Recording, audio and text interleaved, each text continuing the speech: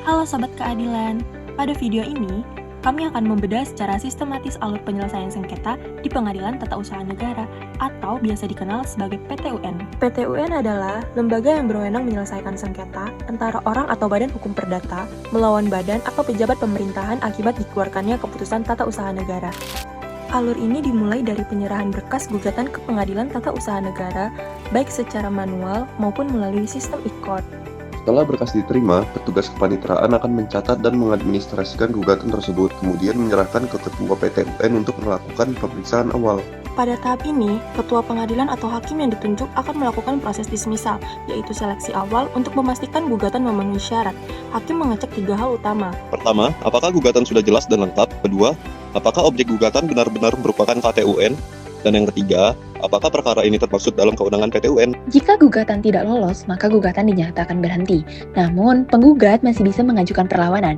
Nah, perlawanan ini akan diperiksa oleh majelis hakim melalui acara singkat. Hasilnya ada 2 kemungkinan. Kemungkinan yang pertama, jika perlawanan ditolak, maka gugatan gugur demi hukum. Kemungkinan yang kedua, jika perlawanan dikabulkan, maka gugatan dilanjutkan ke tahap persidangan. Sedangkan jika sejak awal lolos dismisal, perkara langsung masuk ke proses persidangan.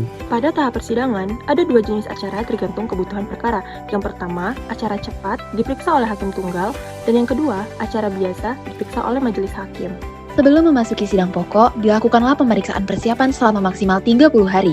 Tujuannya adalah untuk memperbaiki dan menyempurnakan gugatan jika masih ada kekurangan.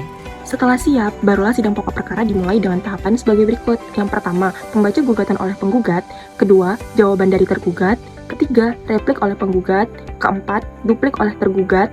5, pembuktian dengan dokumen dan alat bukti lainnya. 6, penyampaian kesimpulan dari kedua pihak. Dan terakhir, putusan oleh majelis hakim. Dalam proses ini digunakan 2 jenis bandel, yaitu bandel A untuk arsip administrasi perkara dan bandel B untuk arsip berkas upaya hukum. Nah, jika salah satu pihak tidak puas dengan putusan Pengadilan Tinggi Tata Usaha Negara, maka tersedia 3 jalur upaya hukum yang dapat ditempuh. Yang pertama, banding ke Pengadilan Tinggi Tata Usaha Negara dalam waktu 14 hari setelah putusan dikeluarkan. Yang kedua, kasasi ke Mahkamah Agung. Yang ketiga, peninjauan kembali atau PK ke Mahkamah Agung jika ditemukan keadaan baru. Selama proses ini, pengadilan mengirimkan bandel A dan bandel B ke pengadilan yang lebih tinggi untuk diperiksa. Jika tidak ada lagi upaya hukum atau semua upaya hukum sudah selesai, maka putusan dinyatakan berkekuatan hukum tetap atau inkrah van Hulste. Setelah inkrah, pihak yang menang dapat mengajukan permohonan eksekusi ke PT-UN. Eksekusi ini dilakukan oleh pejabat yang berwenang untuk melaksanakan isi putusan. Jadi, mulai dari pengajuan gugatan, proses dismisal, persidangan, hingga putusan inkrah, seluruh tahapan ini merupakan wujud perlindungan hukum bagi warga negara terhadap tindakan pemerintah. Dengan memahami alur ini, kita menyadari bahwa hukum memberikan ruang bagi setiap warga untuk memperjuangkan haknya.